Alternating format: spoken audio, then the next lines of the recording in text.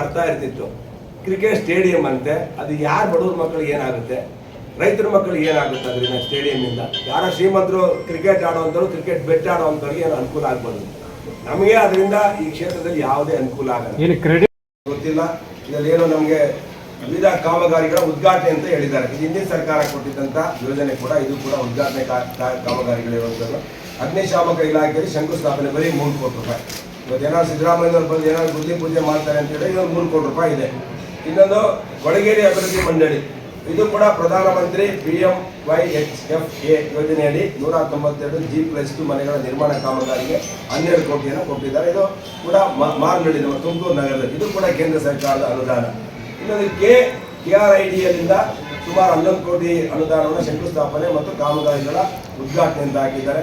ಇದನ್ನು ಉದ್ಘಾಟನೆ ಎಷ್ಟು ಅಂತ ತೋರಿಸಿಲ್ಲ, ಕಾಮಗಾರಿ ಅಂತ ಕೊಟ್ಟಿಲ್ಲ. ಉದ್ಘಾಟನೆ ಹಿಂದಿನ ಸರ್ಕಾರ, ನಮ್ಮ ಸರ್ಕಾರ ಕೊಟ್ಟಿರುವಂಥ ಹಣ. ಲಾಸ್ಟ್ ಇಯರ್ ಅಲ್ಲಿ ಮಧುಗಿರಿ ತಾಲೂಕು ಐಡಿಯಲ್ಲಿ, ಕೊರಟಗೆರೆ ತಾಲೂಕಲ್ಲಿ, ಕೋಲಾರದಲ್ಲಿ, ಗುಬ್ಬಿ ತಾಲೂಕು ನಿಟ್ಟೂರಿನಲ್ಲಿ ನೂತನವಾಗಿ ನಿರ್ಮಾಣ ಮಾಡಿದ ರೈತ ಸಂಪರ್ಕ ಕೇಂದ್ರಗಳ ಉದ್ಘಾಟನೆ, ಇದು ಕೂಡ ಹಿಂದೆ ಕೊಟ್ಟಿದ್ದಂಥ ಸರ್ಕಾರದಲ್ಲಿ ಕಂಪ್ಲೀಟ್ ಆಗಿರುವಂಥದ್ದು ಇವತ್ತು ಉದ್ಘಾಟನೆ ಮಾಡ್ತಾ ಇದ್ದಾರೆ. ಇನ್ನೊಂದು ಹಿಂದುಳಿದ ವರ್ಗಗಳ ಕಲ್ಯಾಣ ಇಲಾಖೆಯಲ್ಲಿ ತುಮಕೂರು ಜಿಲ್ಲಾ ಸಿರಾಟದಲ್ಲಿ ಮೆಟ್ರಿಕ್ ನಂತರದ ಬಾಲಕಿಯರ ವಿದ್ಯಾರ್ಥಿ ಉದ್ಘಾಟನೆ, ಇದು ಕೂಡ ಹಿಂದೆ ಕೊಟ್ಟಿದ್ದಂಥ ಸರ್ಕಾರದ ಅನುದಾನ. ಪೊಲೀಸ್ ಇಲಾಖೆಯಲ್ಲಿ ಏನೋ ಒಂದು 71 ಲಕ್ಷ ಹೊಂದಿದೆ. ಕೈಗಾರಿಕಾ ತರಬೇತಿ ಮತ್ತು ಉದ್ಯೋಗ ಇಲಾಖೆ, ಇದು ಕೂಡ ಮೈನ್ಸಲ್ಲಿ 8.63 ಲಕ್ಷ, 8 ಕೋಟಿ 63 ಲಕ್ಷ. ಇದರಲ್ಲಿ ನನಗೆ ಹೊಸದೇನು ಸಿದ್ದರಾಮಯ್ಯವರು ಬಡ್ಜೆಟಲ್ಲಿ, ಹೋದ ವರ್ಷದ ಬಡ್ಜೆಟಲ್ಲಿ, ಈ ವರ್ಷದ ಬಡ್ಜೆಟಲ್ಲಿ ಕಾಣ್ತಿರೋದು ಒಂದು ಕೂಡ ಅಭಿವೃದ್ಧಿ ಕೆಲಸದಲ್ಲಿ ಇಲ್ಲ. ಇನ್ನೊಂದು ನನ್ನ ಕ್ಷೇತ್ರದಲ್ಲಿ ಯಾವುದು ಸ್ಟೇಡಿಯಂ, ಕ್ರಿಕೆಟ್ ಸ್ಟೇಡಿಯಮ್ಮು, ಅಂತಾರಾಷ್ಟ್ರೀಯ ಕ್ರಿಕೆಟ್ ಸ್ಟೇಡಿಯಂ ಅನ್ನು ಉದ್ಘಾಟನೆ ಮಾಡೋದನ್ನು ನೋಡಿದ್ದೇನೆ. ಅದು 150 ಕೋಟಿ ಅಂತ ಹೇಳಿದ್ರೆ ಅದು ಕರ್ನಾಟಕ ಸ್ಟೇಟ್ ಕ್ರಿಕೆಟ್ ಅಸೋಸಿಯೇಷನ್ ಅವರು ಕಟ್ಟಾಗ್ತದೆ. ಭೂಮಿ ಅವರಿಗೆ ಕೊಟ್ಟಿದ್ದಾರೆ KDB ಅವರು. ಅದರಿಂದ ಭೂಮಿ ಕೊಟ್ಟರೆ ರೈತರ ಮಕ್ಕಳಿಗೂ ಅಲ್ಲಿ ಕ್ರಿಕೆಟ್ ಆಡಕ್ಕೆ ಬಿಡಲ್ಲ. ಅಲ್ಲಿ ರೈತರ ಮಕ್ಕಳು ಕ್ರಿಕೆಟ್ ಆಡೋಲ್ಲ, ರೈತರ ಮಕ್ಕಳು KSCL ಹೋಗಿ ಸ್ಪರ್ಧೆ ಮಾಡೋಲ್ಲ. 11 ಜನ ಯಾರೋ ನ್ಯಾಷನಲ್ ಲೆವೆಲಲ್ಲಿ ಟೀಮ್ಗಳಿರ್ತವೆ. ಅದರಿಂದ KSC ಅವರಿಗೆ ಅನುಕೂಲನೇ ಹೊರತು ರೈತರ ಮಕ್ಕಳಿಗೆ ಅದರಿಂದ ಏನು ಪ್ರಯೋಜನ ಇಲ್ಲ. ಅದ್ರ ಬದಲು 40 ಎಕರೆ ಒಳಗಡೆ ಯಾವುದೋ ಒಂದು ಇಂಡಸ್ಟ್ರಿ ತಂದರೆ ಒಂದು ರೈತರ ಮಕ್ಕಳು ಜಮೀನು ಕಳ್ಕೊಂಡವ್ರಿಗೆ ಒಂದು 500 ಉದ್ಯೋಗನಾದ್ರು ಸಿಗ್ತಾ ಇತ್ತು. ಅದರಿಂದ ಇವತ್ತಿನ ಈ ಒಂದು ತುಮಕೂರಿನಲ್ಲಿ ನನ್ನ ವಿಧಾನಸಭಾ ಕ್ಷೇತ್ರದಲ್ಲಿ ಒಂದು ತುಮಕೂರು ಯೂನಿವರ್ಸಿಟಿ ಇದೆ. ಅದು ಪರಮೇಶ್ವರ್ ಅವರು ಶಿಕ್ಷಣ ಸಚಿವರಾಗಿದ್ದಾಗ 2004 ತಂದರು.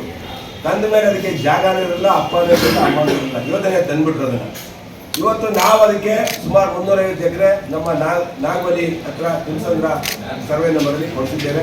ನಮ್ಮ ಸರ್ಕಾರ ಇದ್ದಾಗ 2000 ಡಾಕ್ಟರ್ ಅಶ್ವಥ್ ನಾರಾಯಣ ಅವರು ಹೈಯರ್ ಎಜುಕೇಷನ್ ಮಿನಿಸ್ಟರ್ ಆಗಿದ್ದಂಥ ಸಂದರ್ಭದಲ್ಲಿ ಸುಮಾರು ಒಂದು 100 ಕೋಟಿ ರೂಪಾಯಿಯನ್ನು ಆ ಒಂದು ಯೂನಿವರ್ಸಿಟಿ ಕೊಟ್ಟಿರೋದ್ರಿಂದ ಇವತ್ತು ಆ ಬಿಲ್ಡಿಂಗು ಸಂಪೂರ್ಣ ಆಗಿದೆ. ನಾನು ಶಾಸಕನಾಗಿದ್ದಾಗ ಸ್ಥಳ ಕೊಡ್ತಿರೋದ್ರಿಂದ ಮತ್ತು 2 ಕಂಪ್ಲೀಟ್ ಆಗಿದೆ. ಅದನ್ನು ಕೂಡ ಈಗ ಉದ್ಘಾಟನೆ ಹೊರಗಡೆ ಇಲ್ಲ. ಅದಕ್ಕೊಂದು ರಸ್ತೆ ಬೇಕು ಅಂತ ಕೂಡ ವಿನಂತಿ ಮಾಡಿದೆ. ಅದಕ್ಕೆ ಮೈನ್ ಒಂದು ಯೂನಿವರ್ಸಿಟಿಗೆ ರಸ್ತೆ ಬೇಕು, ಅದಕ್ಕೂ ಏನಾದರೂ ಹಣ ಕೊಟ್ಟಿದ್ದಾರೆ ಅಂತ ಹುಡುಕ್ತೇನೆ, ಅದು ಕೂಡ ಇಲ್ಲ. ನಮ್ಮ ಸರ್ಕಾರ ಇದ್ದಾಗ ಬೆಳ್ಳಾವಿ ಮತ್ತು ಕೋರ, ಪರಮೇಶ್ವರ ಕ್ಷೇತ್ರ ಕೋರ ಬರುತ್ತೆ, ಬೆಳ್ಳಾವಿ ಕ್ಷೇತ್ರ ಗ್ರಾಮ